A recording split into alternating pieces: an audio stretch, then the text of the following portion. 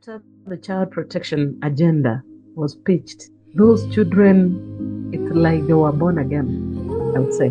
Because within that period, when they understood their space, when they understood the law, when the teacher made them understand that they could stand up for their rights, they could refuse to be abused, and that there was somebody protecting them. There was somebody looking out for them. Hello, Dr. Joanne. How are you? I'm fine. Thank you, Jada. And how are you?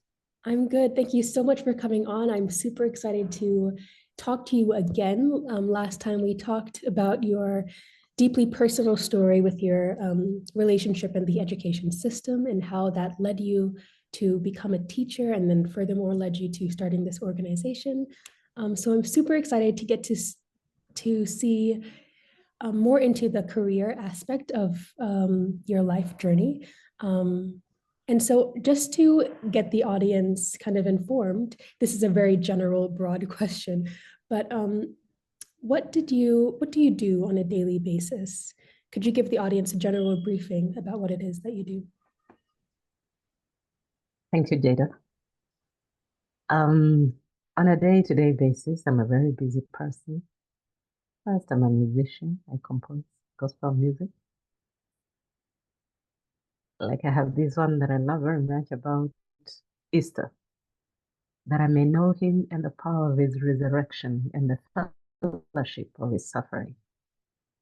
And just to give the audience a snippet, right? That I may know him and the power of his resurrection and the fellowship of his suffering. Now they'll have to come to the show for the rest. All right, so I sing, I compose gospel, I write poetry. You can find some of my poems in a poetry collection called Save Africa by David Gretsch. I write stories for children. I write stories for children, and I like to write in my mother tongue, my local language. I have done 3 books for children in local language called Kikamba Kiseo. Then I also do youth mentorship, and I mentor teachers as well. I consult in gender and child protection. But the most exciting bit of it is that on a day-to-day basis, I receive reports from the beacons across the country. That is my best part. Read their experiences, issues. I also receive reports and cases from, I'll say, across every other space, because the citizens have come to know of Beacon Teachers Africa. On a day like today, I would want to really, and all the child protectors in this country and all over the world, I would like to appreciate them and wish them happy holidays. So I receive cases, and some of those cases require me to follow through. Some of them, I'll tell you, even chiefs, sometimes they reach out to me, they say, Imenishinda, as in, this one, it's beyond me. I've been pursuing it and I'm fed up, I'm tired, I'm beaten. And so always my energies are very high. And that is where it has to be, because the work is huge, is dense, is immense, is heavy. The load is so, so heavy. The work is horrendous. But we thank God. I also support women wherever, especially women who are involved in cases of domestic violence, and I have many, many of those cases. Yeah, basically. That's a lot. It's like I can't hear you. Yeah, You cannot hear me. Okay. You are a jack of all I trades can hear you doing, now. Yes. okay. You are a jack of all trades doing poems, writing music. Yeah, and you have to have all high energy to deal with all of that. So thank you for sharing that. So last time we talked a little bit about your time in the Teacher Service Commission, and I got a feeling that that was an integral part in your decision to create Beacon Teachers Movement. Could you talk about your time in the Teacher Service Commission and how that showed you how Kenya views education? Thank you. Thank you very much. Yes, I'd like to thank the Teacher Service Commission, first of all, for having given me the space at the TSC head office, because it was while there that I learned so much around child abuse issues, especially in our institutions. I was head of gender and child protection for the Teacher Service Commission. And that meant that any case of child abuse, any issues related to abuse of children in our schools landed on my desk. And I challenged myself also to reach out to common wananchi, people within community, people everywhere. And I made a kind of a network so that I would be able to receive reports from parents, from ordinary citizens. And I want to thank the Teachers Commission first and foremost for having given me such an opportunity and to have given me a borderless opportunity. I would say borderless in the sense that the Commission allowed me to explore the depth and breadth of child abuse issues within the education sector. And at that time, we also worked very closely with the Ministry of Education. I remember there was a gentleman called in charge of gender at the ministry. And so,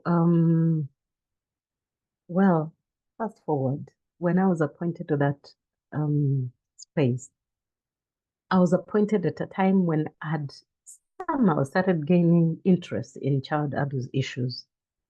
And this came as a result of one morning, I'm at the commission, and the commission had just started training its staff on computer use. That was way back in around 2002. And while I was just browsing, internet knowledge that time wasn't also that wide in this country. And I had just learned to browse. So I was browsing and I saw a story of a teacher who was complaining from a place called Mohoro Bay. And the teacher was complaining that the parents were so bent on bringing girls to their houses. And a new teacher would be taught something like, you cannot wash for yourself, men should not wash, should not cook, let my girl wash for you, let my girl cook for you. And this particular teacher was complaining, and he was saying he wanted to get out of Mohoro Bay because he didn't want to be involved in such things. And it caught me thinking,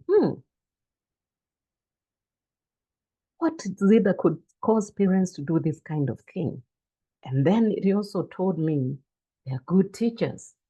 There are teachers who would not be interested in this kind of thing. So at the point I was getting appointed to the office, I'd already, inadvertently gotten an understanding of what was going on.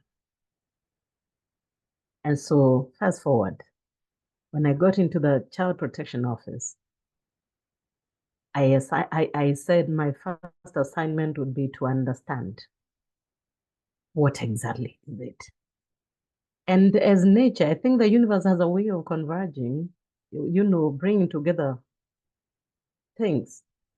Because within that period, Center for Rights Education and Awareness was looking for somebody to do an in-depth study on the teacher service. And as fate would have it, actually the current CEO, Teacher Service Commission, who was a good friend, is the one who told me, oh, you seem to be interested in these gender child protection issues. There's an organization called CREW, and they're looking for somebody to work with them. And I was like, okay. So I reached out to CREW, and the rest is history. But one of the things that we did was to assess policies, structures, systems that existed at the Commission for protecting children from sexual abuse by teachers.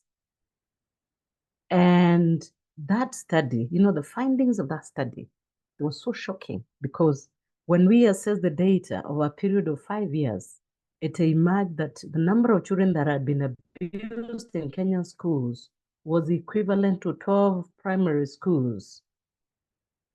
Yes.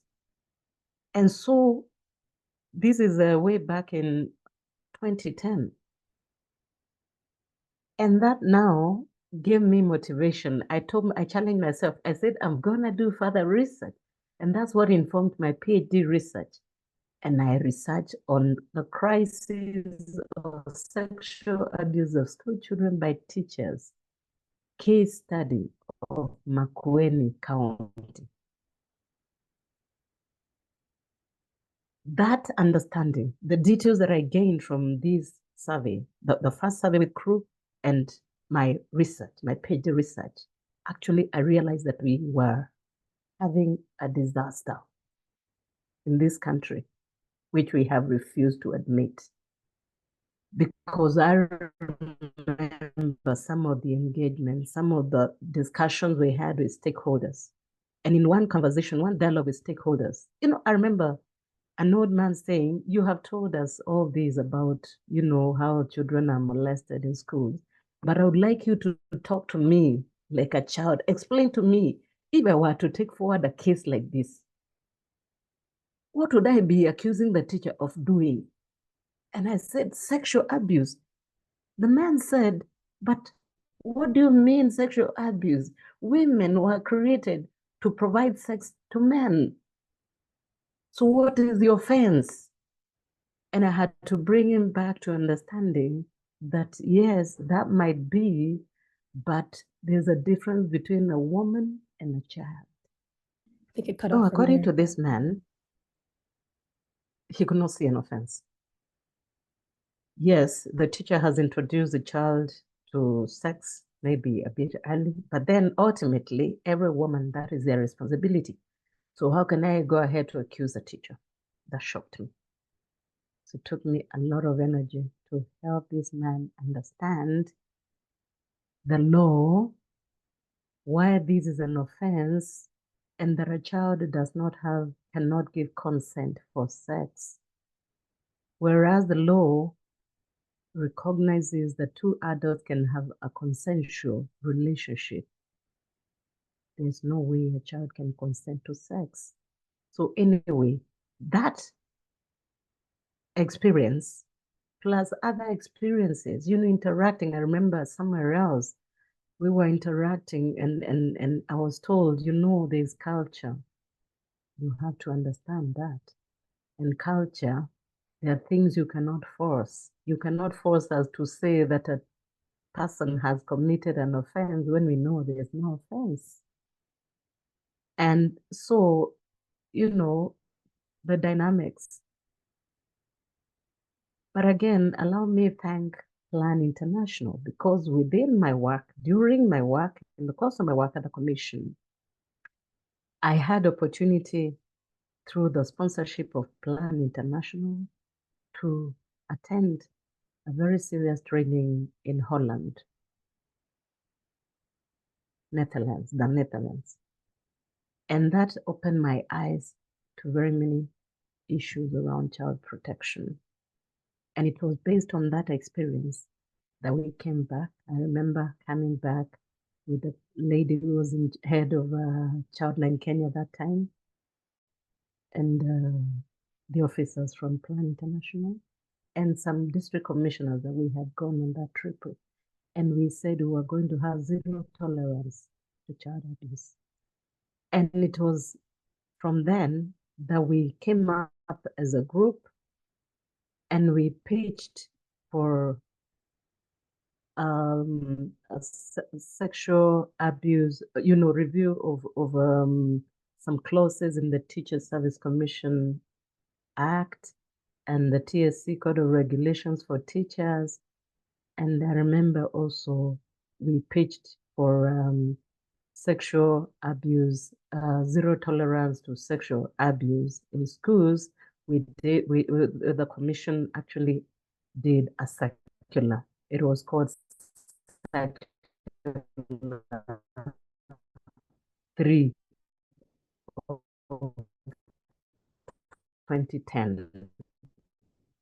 which was prohibiting teachers from sexual abuse of children and giving guidelines on what to do in the event that you find the and that was powerful for progressing on the agenda of child protection, the commission.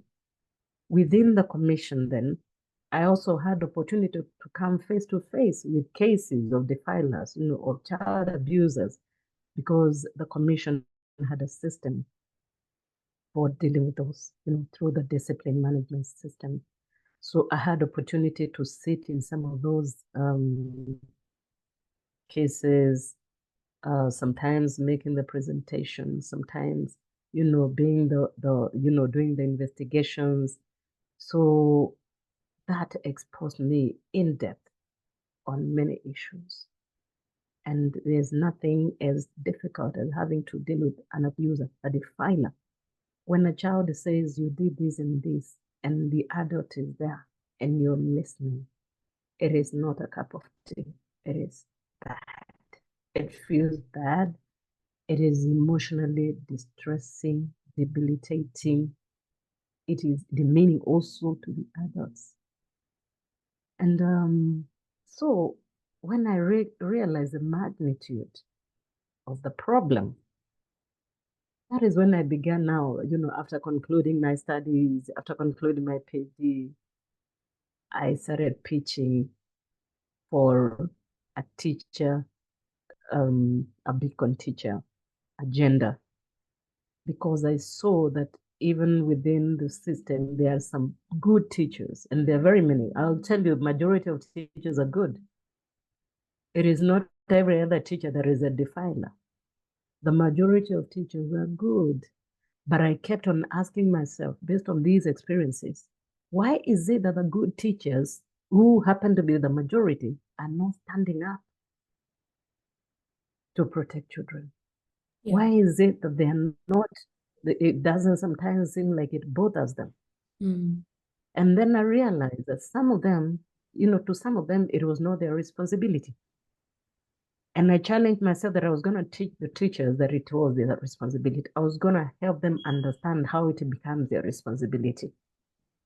And some of the things I was saying to teachers is, okay, you're the class teacher, for instance, from 4K, and one of your students has fallen pregnant through a fellow teacher. And that means that your student will probably drop out of school or perform poorly because of the attendant stresses. Doesn't that affect your work? So I help teachers understand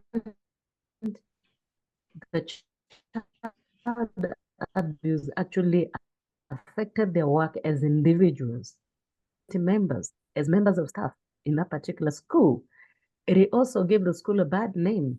And when a child has been abused in a school, the abuse becomes like, it is generalized. Teachers in this school abuse children. It was just one teacher, but it will be generalized. You'll be stigmatized. You'll be maligned wherever. And that is one of the pitches that I made to teachers. I said, let us unite because we are well-meaning. Some of the children that you're letting to drop out of school because of some of these issues are people who would have become, they'll tell them, maybe that's your daughter-in-law anyway. Maybe God had destined that would be your daughter-in-law. And believe it or not, whether she falls pregnant and drops out of school, can you imagine your son will end up bringing that one you let suffer in that manner home? Imagine your son ends up marrying the one you left unattended, the one you failed to protect. Your son brings that one home as a bride. You have no control over nature. So the best we do is protect children, do our best, and then God will do the rest. And for some reason, and I thank God for this because it worked. Teachers began to see sense in what I was saying. So the agenda, the story moved, the narrative changed from them thinking that it wasn't their business to them taking it seriously as their business. And I started with a small group of teachers And during that time, we're talking back in 2014, Plan International and Childline Kenya and the Gender Violence Recovery Center and TSC, we pitched for a project with the European Union. And thank God for that project. Within that project, then I was designing on the side of the commission, and I saw a space for us to pitch beacon teachers who have a different kind of understanding, teachers who are passionate about protecting children.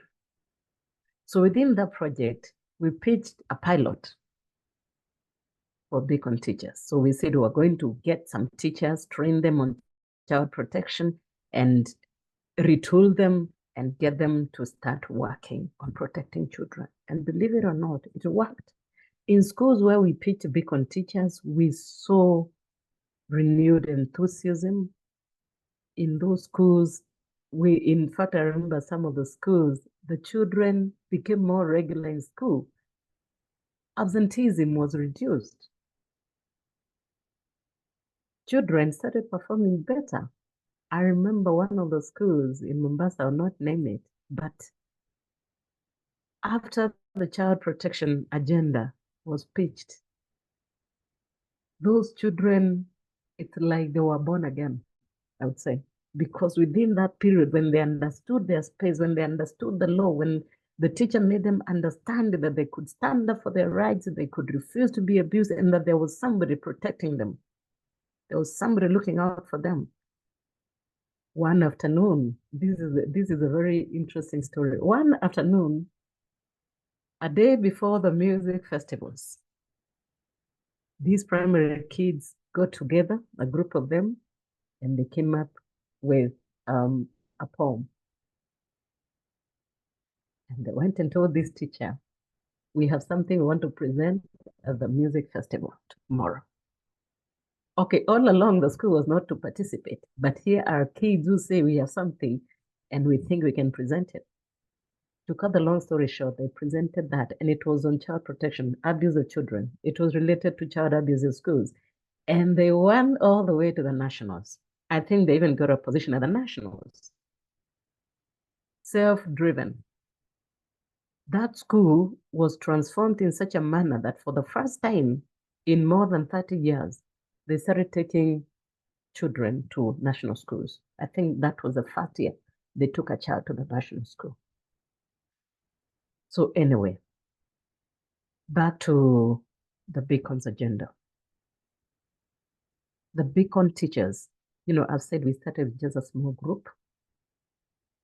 And what we did during those days was to bring them together, do seminars, do workshops for them, help them understand child protection, talk to them about TSC Code of Regulations, guide them on what to do in the event they sense threats and what to do as a response in case there's abuse.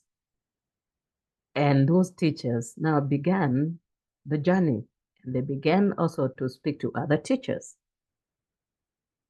Now, the current Beacon teachers, today's Beacon Teachers Africa is actually an offshoot of that pilot by Plan International. In between, of course, after some time, I left the commission, I joined Equity Bank, and then I joined county government. But my passion for protecting children did not leave any space. It has been intact. And so at some point in 2019, I felt like the beacons were losing momentum. And I needed to pull them back together and to renew the vision.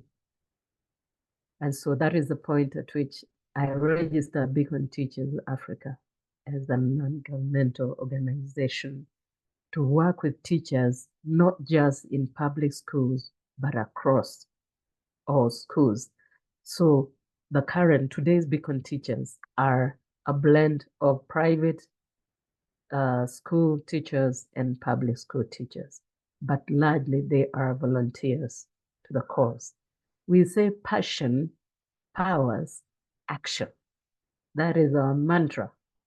And because passion powers action, every Beacon teacher wakes up knowing the direction of the passion. No Beacon teacher waits to be told you haven't done this. And let me say this, under normal circumstances, and the reason there has always been a problem in the schools, it was because schools are structured in such a manner that authority, of course, power flows from the head teacher to the last teacher. But then think about it, with that kind of structure, if it is the head teacher abusing children, who is going to be responsible for it? And this is why it was very important to pitch Beacon teachers. Ordinarily, there was no teacher to report if it was a head teacher who was wayward. But in today's arrangement as Beacon Teachers Africa, we know that our business is to protect every child all the time, everywhere. And so, whether it is the chief or the head of Nyumba Kumi or the police officer or whoever government official or some other citizen or the principal, the Beacon will surely take action. The other beauty is that when the Beacon takes action, the Beacon can take action in different directions. In the normal structure, normal school structure, everything revolves around the head teacher. And I remember those days, sometimes you'd have a problem. A child was abused, the head teacher did not report. And because the head teacher probably is just busy doing paperwork, or the head teacher has not even got to know about it. Maybe the head teacher was somewhere, depending on how that particular head relates with the teachers. And so a lot of cases were getting lost. Somehow they were not reported. And that's why the commission came up with the circular 3 of 2010, which was obligating teachers to report. And for the first time, teachers were told that they could report cases, not necessarily through the head teacher, but they could report to any child protection agency within their jurisdiction. And they could also report directly to the TSC. And let me tell you, within that time, the overflow of cases from everywhere. Then the other aspect is, I was going to ask about yes, how the process is if a teacher were to report a case, how the TSA goes about dealing with that particular case. And it seems as though when you joined the Teacher Service Commission, there wasn't systems put in place to deal with child abuse, sexual abuse in the education system. And so how has that evolved today? Thank you, Jada. Imagine the system was there, but what it had not been given was prominence. There was always, the regulations were there, but there was a way that the regulations spoke that was not loud and clear. For instance, teachers those days, if you read the old TSC Act, TSC Code of Regulations, the old TSC Act did not talk about sexual abuse. The Code of Regulations did not talk about sexual abuse. It talked about canon knowledge. Now, actually, even canon knowledge was not mentioned. It was called in the Code of Regulations infamous conduct. So it's like at that point, the commission was shy to call sexual abuse. So when it is infamous conduct, any lawyer will tell you that infamous conduct does not mean sexual abuse. And in legal language, what is named is what is. So if you take me to court and you charge me with infamous conduct, the judge can even free me. But with the current Code of Regulations, it is explicit. It actually took the concerted efforts of the stakeholders of the child protection agencies, the Department of Children's Services, Childline Kenya, the Plan International, Gender Violence Recovery Center, lobbying and whatever, to bring all this together.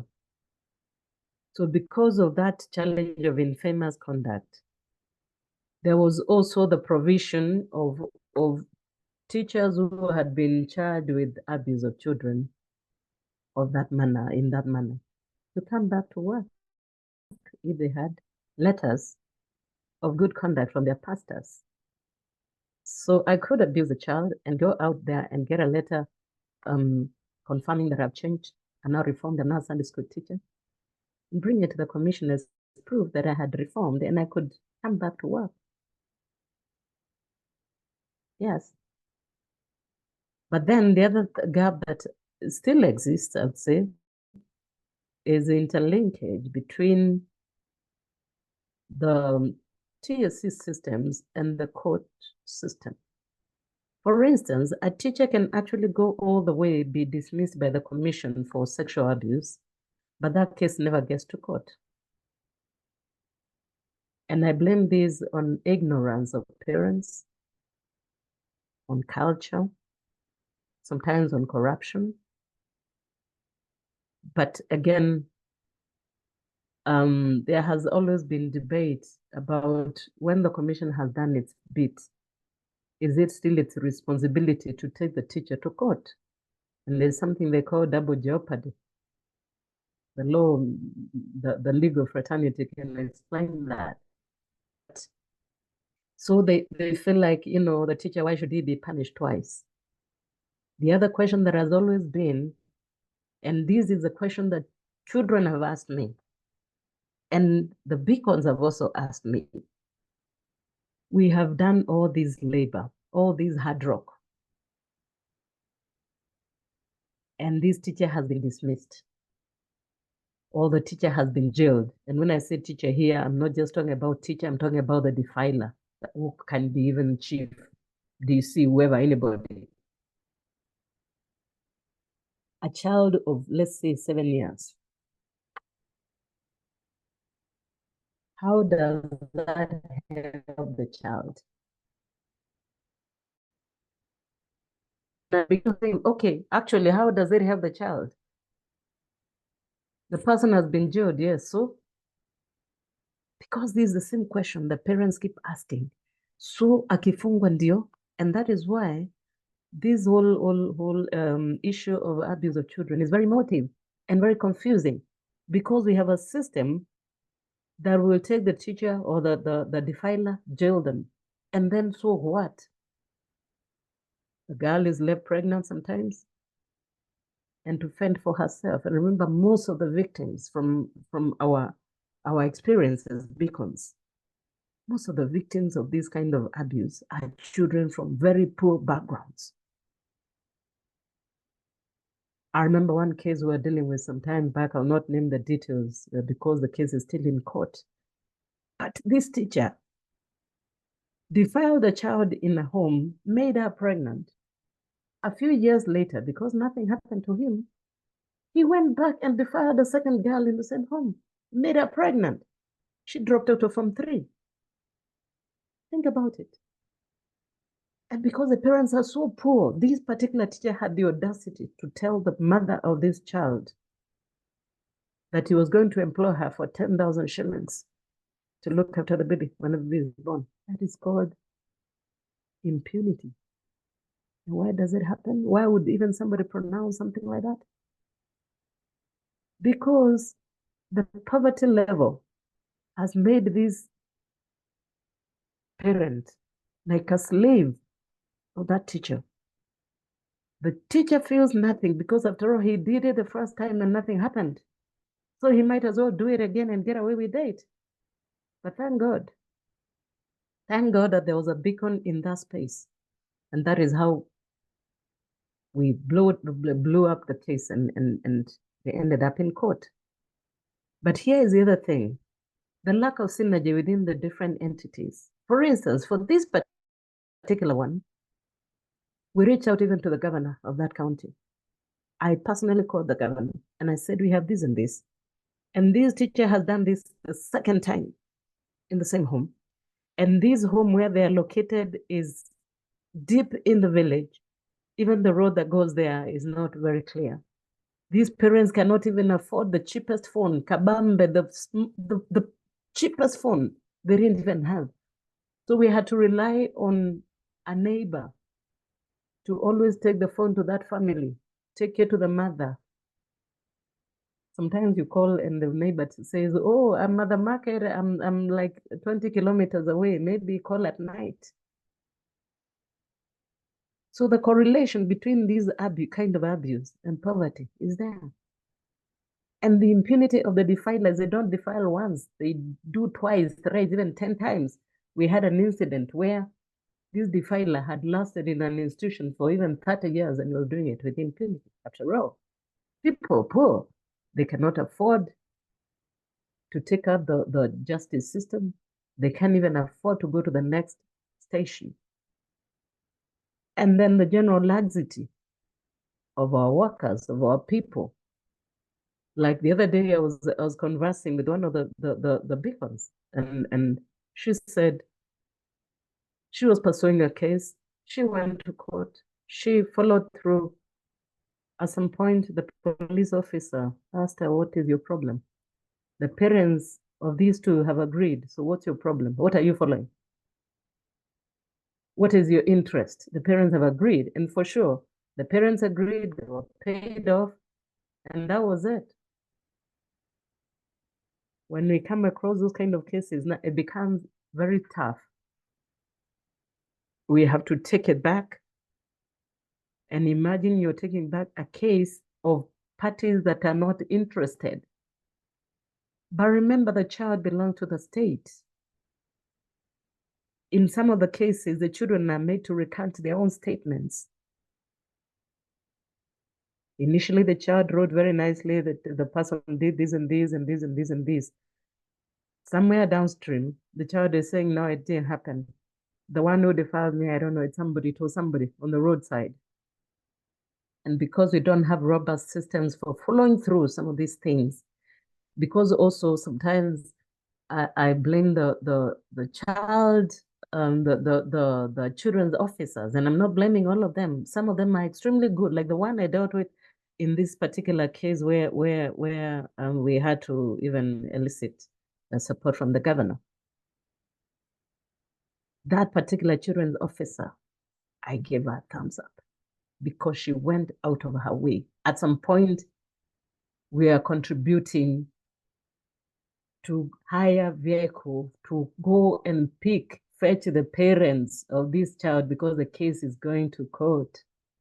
The case is being heard by the commission and they have no means. Now, when you have a system that is disjointed, business becomes very difficult. And this is what we've been going through. Look, a police officer who is asking a civilian, what is your interest? It already means that that police officer is either compromised or is ignorant of the law. According to the law, anyone who gets compromised over a case of sexual abuse of a child, that person is to be treated as if he or she were also the defiler. They're supposed to get the same sentence. But here we are, and when a civilian gets that kind of reaction from a police officer, unless you're really solid, unless you're very strong on what you're doing, then you get discouraged, you get disappointed, or you say, so what? We had another case, and this is why it is very important for teachers, beacon teachers, to understand the law, to understand that one was a new beacon and very enthusiastic, following this case. And then the police officer said, why are you following this case? This girl is over 18. Then the teacher goes, no, it's not over 18. This girl is 17 and I don't know, 2 months. So the police officer goes, 17 and 2 months. Mm-hmm. How long does pregnancy last? So the teacher, of course, says 9 months. So when you add 9 plus 2, what do you get?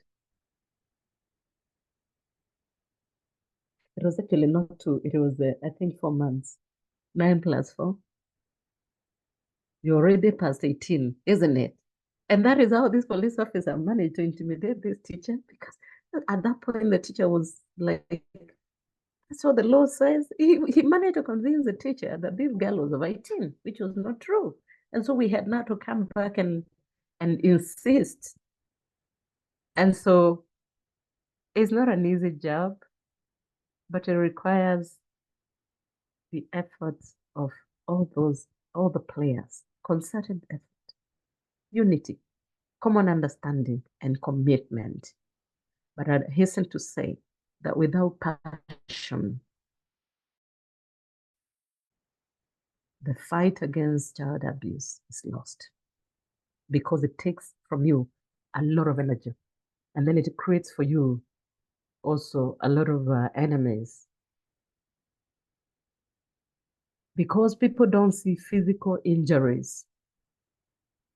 A lot of times people don't see physical injuries, so they can't understand what you're following. I remember one in my village who had abused a child, and I followed her to the police station. And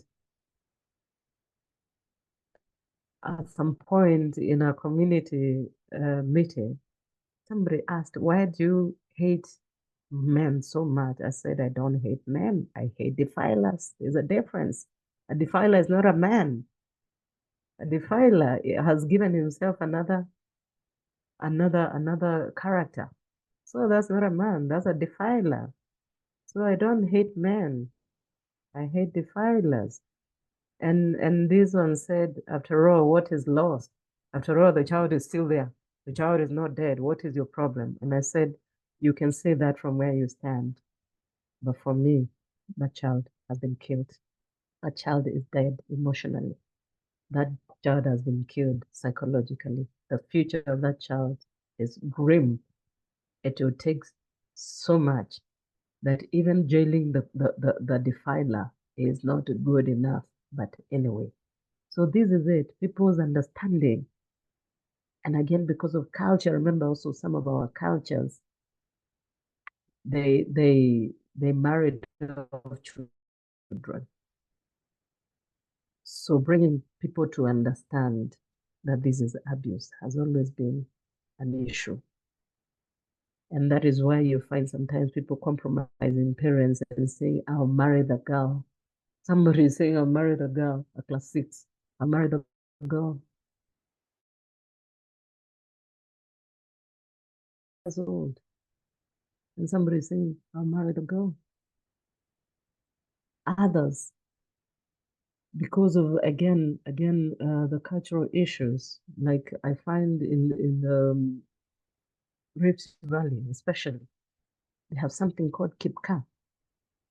Kipka means our person.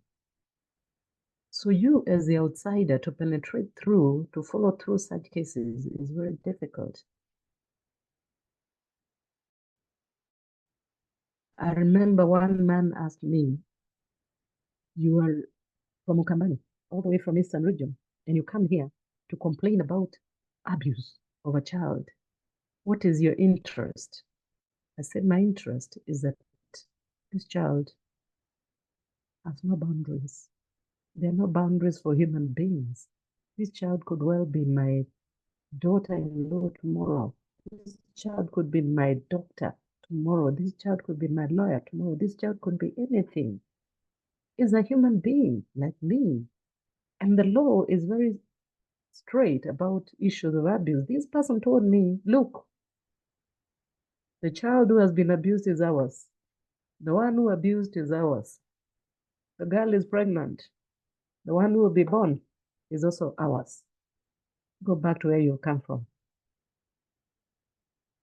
And had to recharge my battery to deal with the issue. So it is as complex as it is. But at the end of the day, we cannot sit and be quiet about abuse of children. Think about it. Some of the children that I was protecting 10 years ago, if that child was 10, today they are 20. They are 20. So they're adults. And there's nothing as painful. And this is what psychology says. Children who are defiled, they grow very bitter. And when they are adults,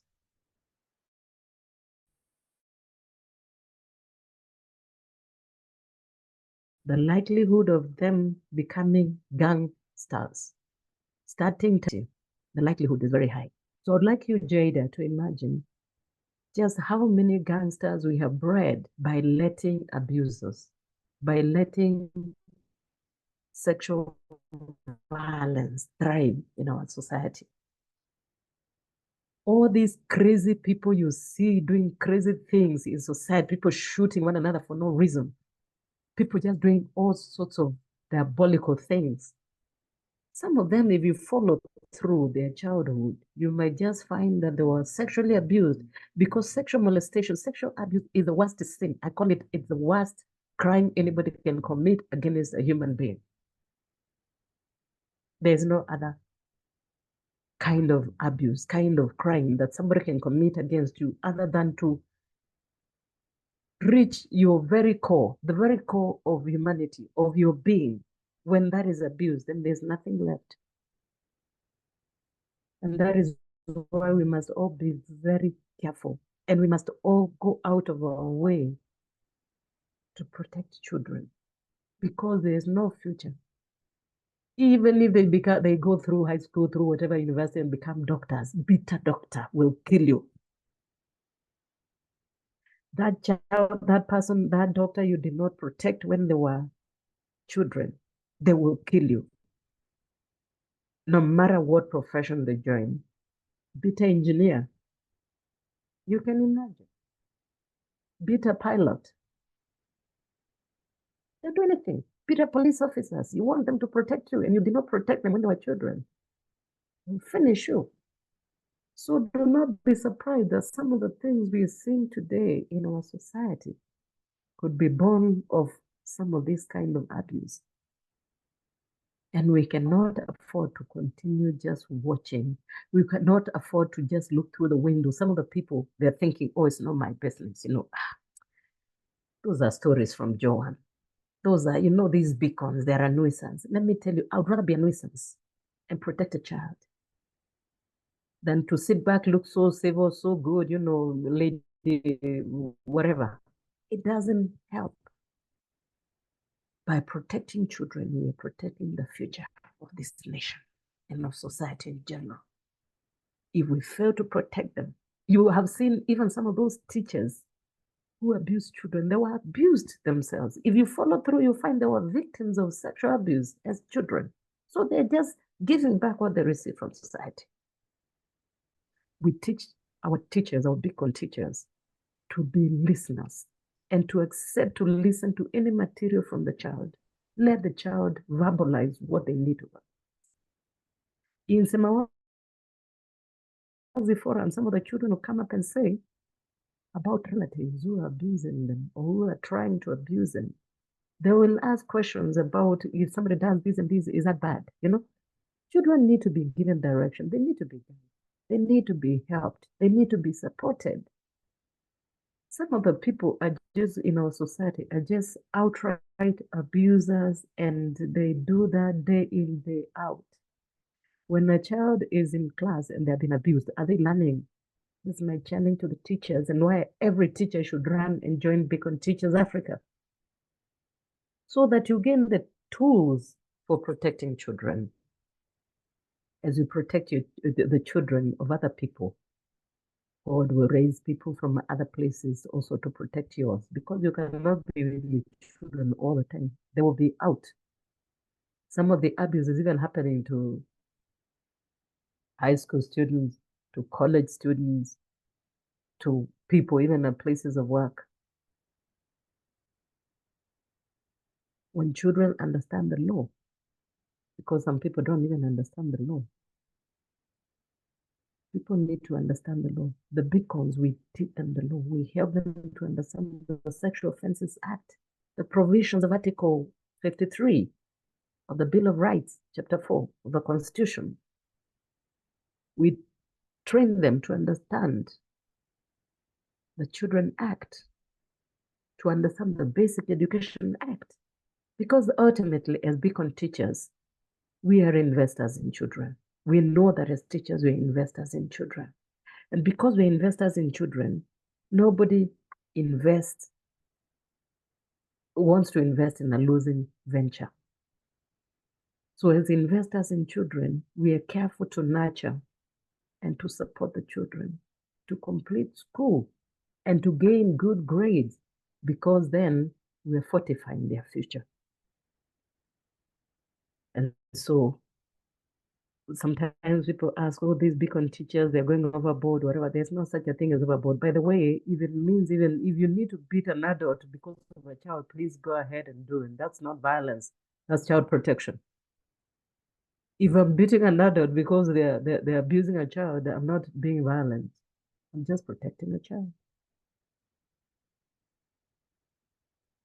But then, because we have very good laws, we have very good legal provisions protecting children, it is up to us as citizens of the country to work with that law. Carry that law in your hand. Engrave it in your heart. And tell yourself, I'm never going to allow somebody to cross this path to abuse a child. If we have many of us doing that in our surroundings, in our neighborhoods, in our institutions, then we'll have a different kind of country. The other thing that people have never paid attention to is something called vicarious trauma. The pain that is caused by abuse of a child in an institution to other children. I don't think anybody has done research on it. I don't think anybody has quantified it. One child is abused in a class. Do you think the other children in that class are not terrified about the possibility that they could also be abused? That pain will cause those children not to learn. But we don't pay attention. And here I challenge the Minister of Education. The Minister of Education, that is the owner of all the schools in this country, I would say they need to step up their game. When there has been a case of abuse in an institution, then the next step for all the other children, not just for that particular child, there should be at least an arrangement for debrief so that you help the children walk through that pain. Even some of the teachers, they get so traumatized. I've seen beacon teachers literally crying because somebody abused a child at school. I've seen them crying. The father of my pupil abused my pupil. So I think we have casualized, trivialized abuse of children. Now, I don't know, Jada, you recall we had a BBC coverage on corporal punishment. Beacon teachers were featured in that documentary. But the kind of reaction that we got shocked us. Even where we're saying this child was well, the teacher beat and killed the child.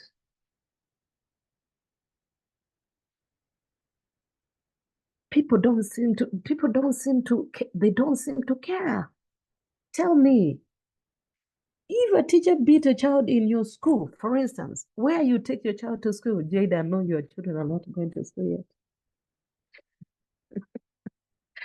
But if your child came and reported, teacher so-and-so beat my classmate to death, how do you wake up the next day and take your child to the same school? How crazy are we as parents? How crazy are we as a nation that you trivialize such an experience? You brush it aside and you send your child to the same school. Isn't it time for parents to wake up? Because some of these things are happening in our schools, because the parents are not alert, the parents are not caring, the parents are not taking action, the parents are not complaining, they're quiet. When a child has been molested in a school, why are the parents not there with placards? Why are they not there? But when the grades are poor, they come. That's what has surprised me. When the grades are poor, they gather quickly and they run there to chase away the teachers. But when a child has been abused, we are so selfish, we'll not be bothered. And we begin to blame the child. Maybe we say, oh no. In one of the institutions, I remember somebody said, but this is our best math teacher. How do you expect us to send away a best math teacher? Best math teacher? Best math teacher has abused a child, has molested sexually a child in that school, and you're still calling him best math teacher. So the parents are not caring. The parents don't care. I think the average parent just thinks, go to school no matter what, bring me grades. Whatever happens in between doesn't matter. But that's why you find today, even cases of suicide have increased among the youth. Is somebody following through to check what exactly is it? Is somebody concerned? I've been curious to know, like, why is it? The Parents Association is nowhere. There's a National Parents Association. They're saying nothing. They're quiet. The parents in those schools, they're quiet, and they leave it to the particular parent of that child to run the journey. So this is as much a systemic problem as it is a cultural problem. Yes. People aren't seeing the selfishness. Yeah, agreed. Yeah, I think there's too much selfishness. Yeah, I 100% agree. And lack of awareness, which is why putting your stories on the internet is so important, because it allows people the opportunity and the tools to not just become someone who is looking through a window watching abuse happen, but someone who is an active player in stopping the abuse. And so I wanted to ask, why is it so important? Why is what the vegan teachers do all around Africa, Kenya, so important for children? And why is it important for audiences in any way to help? Okay, thank you, Jada, for that question. It is very important for the beacons to do what they do because they are filling a gap. Like I said earlier, beacon teachers are volunteers. They are driven by passion. Nobody pays them for the work they do. They volunteer their time. They volunteer their resources. They volunteer their skills. They are either on one end, they're advising parents, on another, they're advising fellow teachers, they're advising school administrators, they're advising children.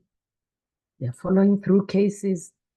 Remember, Jada, that like I said earlier, the average parent, especially in the rural areas, is poor. Poor to the extent that they cannot even afford the fare to go to the police station.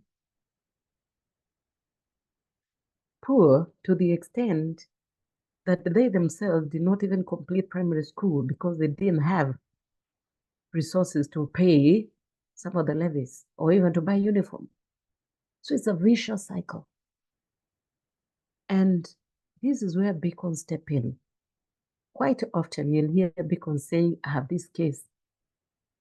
I need support to get the parents to the police station. I need support to give fare to the parents. You'll hear beacons saying, I need support to buy this child shoes. I need support to buy this child uniform. Quite often, beacons will come across children who have never been to school. They are over 10 years. They have never started even PP1. I remember I was talking to a beacon Leparayo in Samburu the other day, and she said, there's one I have got. She is 12.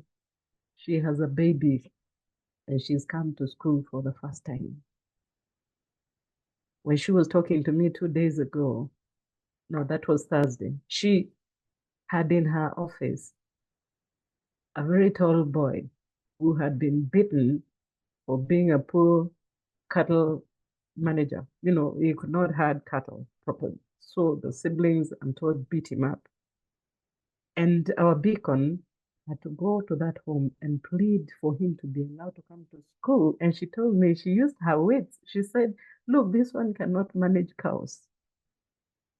He's too poor with the cows. Why don't you let me take him to school? And then the deal was Beacon Leparayo was not to ask for anything from the parents. They were not going to pay for anything. So it is our business to raise whatever levies that may be required and to raise money to buy for that child uniform. And it is her business to work with that child. The parents generally, they're not interested because he's not performing when it comes to looking after cattle. So beacons, like I've said, they step in, they bridge a very serious gap. They bridge the gap of knowledge. They are between the community and the rest of society. Remember, it is the beacon who is closest to the community, to the child, because the children go to the schools. Between the school and the child is a home where this child comes from. Some of the children, they're experiencing difficulties in their homes, and so you'll find the beacon will go and mediate. The children, some of them are experiencing conflicts even with the teachers, so the beacon will come between, negotiate their well-being. The beacons also, because of their now understanding on child protection issues, they are able to teach the children. I talked about Semawazi clubs, Semawazi forums that we run in the schools. So in terms of knowledge gaps, the beacons bridge the knowledge gaps for the children, for their fellow teachers, and for the parents. And then the resource gaps. Sometimes what is standing between justice and this child is just the fare to the police station. Imagine. And so the beacons again will come in. And then we've also learned a very serious lesson. Our police officers, they will 100% listen to the beacon.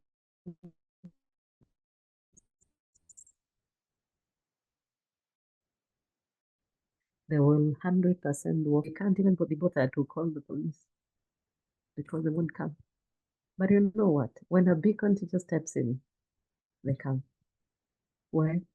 Sometimes, and it is genuine concern. By the way, I know this is debatable, but sometimes the police officer will say, I don't have means. Which is true sometimes, because if the police station has one vehicle for crime, whatever you call it, and that vehicle has gone to some place. Like one time, I remember we had a case, and the vehicle was said to have gone to collect one body in I don't know which village, and another body in another village. In short, that day, the vehicle was going to collect bodies of people who had committed suicide. So if you want them to come because there's a child at this issue, obviously you won't find a vehicle. Because are able to provide their own vehicles to do some of these things as volunteers and as people who have passion to protect children, not because somebody is paying them. Because also are able to work with those children. Remember, even when you take a case to court, it doesn't end the same day. So that child will need to go to court maybe again and again. At the same time, in between, as the case is being determined, where is the child? And then does the child just get well because the case was taken to court? No, the child is a journey. Beacons also come to bridge that gap, walking the child through the journey, through the trauma, through the time to back to normalcy. It is a long journey. It is a very painful journey, but they're there and they have learned to work with the children. Now, in terms of resources, and really the biggest resource is a human being. But on top of the human being, you also need some financial resources to be able to navigate many things. And even though they are volunteers, everybody else is not a volunteer. Everything around them is not volunteering. If they get to Matatu, the Matatu needs to be paid. If they need to buy medication, the medication needs to be paid for. Some of the children, they need medication. Some of the children, their situations are so bad. I remember one of our beacons was dealing with a case where the boy burned himself over conflict with the mother. He actually doused himself with paraffin and he set himself ablaze. And this beacon, usually the communities have learned, they call the beacon. And when the beacon was called, she went there and she said she found the boy ablaze. And long and painful story, but she had to walk with him. She had to take him to hospital. That is money. Every single day, Beacon Sonia had to go to hospital. Beacon Sonia is from Meru. She had to go to hospital to see her boy. Literally every day. The hospital is not located next to her home. So that meant that every single day she had to pay fare to work, to go and visit that boy. Thank God he recovered. Thank God, that's a good news. He recovered. I think now he's in high school. That time he was in class 6. And this is where now resources come in. Remember, even if it is a case of a child that, like one of the beacons, Pamela Odipo told me the other day that the court told her to take with her two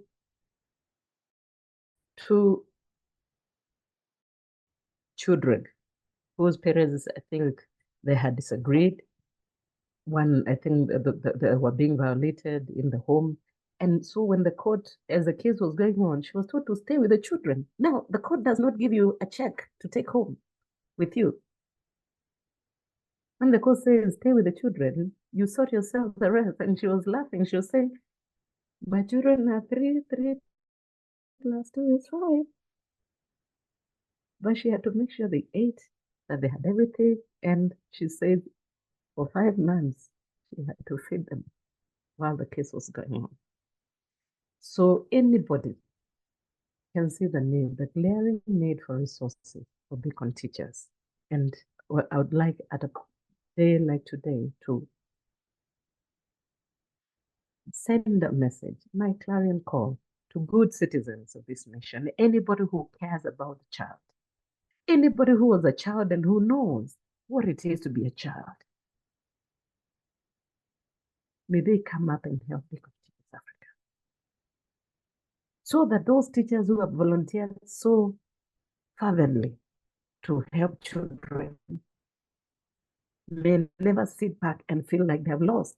The other day, you were talking to Beacon Dollar, and you've seen the magnitude of work that he has been doing, including taking on children to his own home to look after them. What more sacrifice can somebody make? So if the beacons have made such a sacrifice, I pray that somebody somewhere will be sensitive and will see the value of what they do and support them. Support beacon teachers. In supporting beacon teachers, you are in essence supporting our nation. You're supporting the future of our country.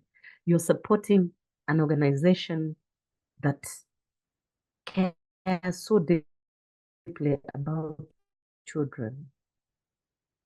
One of the beacons told me, if I have to make a decision between paying fees for another child, another person's child, and my child, I will pay for the other child because mine maybe can understand.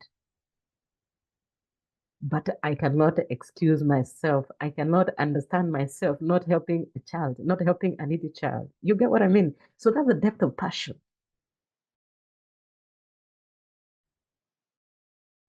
When God, the group like this one, with an organization of teachers that cares so much for children, the best we can do as individuals and as organizations is to arise and support Beacon Teachers Africa. And because I know that at the end of the day, if we can get more support, that means better support for children. For us as Beacons, we say we'll support children to the last breath. As long as there's breath in our nostrils, we shall support children. And we go out of our way and we shall do that. And we are very proud. Let me tell you, Jada, if you saw the story of this boy who had been beaten for chapati in Mombasa, eh? And the Beacons were there every day. They actually did a duty rota. And they were there literally every day, something that even the family found very difficult to understand. But that, for you to heal, especially from some kinds of experiences, you need consistent support. And we learned that consistent support can actually bring a man from death, from the depths of death, because that kid, for sure, was at the verge of death. But the presence of Beacons every day through his hospitalization, he says it gave him back his life. As citizens of Kenya and as a human race, I pray, I beseech, first of all, that people understand that without protecting children, we are a finished nation. Without protecting children, there's no future. Without protecting children, there's even no need. Don't even bother with those grades. And I want to challenge parents again. Grades are good, but human beings are better. Good human beings are better. A child who is well protected with good grades will deliver better, more for society. Let us seek, first of all, to protect our children, to secure our children, and then let the grades come. Usually, when children are well protected, imagine the grades come naturally. Grades fall in place. This is our experience. When children feel loved, feel protected, they are able to perform. They are able to pick even things they were not picking before.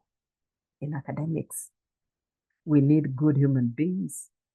We need happy children. Anybody who is happy will be able to learn faster. Happiness and memory go together. Happiness, when you're happy, you remember more things. When you're stressed, when you're unhappy, you forget most of the things. So once again, let us find it in our hearts to support Beacon Teachers Africa, because Beacon Teachers Africa, it is a secret code for the survival of children in this nation. Wow. Thank you. Wow, that was powerful. Every time I talk to you, always deliver such powerful messages, any and all Beacon teachers. So thank you once again for having this interview. I know it's going to be the second of many, many more, hopefully. Would you like to provide the audience with the ways that they can reach you, find your information, your poems, access to poems, music? Thank you, Jada. Okay, for my music is still with myself. I have recorded it, but not yet ready for public use. But I know by and by, before very long, it will be out. You can find some of my poems in Save Africa, that anthology by Save Africa is an anthology by David Gretsch. The other poems are also still unpublished and to be published soon. I have short stories that will also be published pretty soon.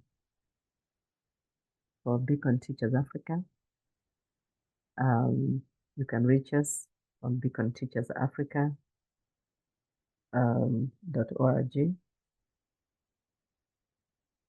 And you can also reach us. Our website is at the moment down, but has been upgraded. Yes. Okay, thank you Then so we much. have our Instagram. Yes. And we have our Facebook page. You can also reach us there. Thank you once again, Dr. Joan. I hope you have a wonderful, wonderful day. Thank you very much too, Jada.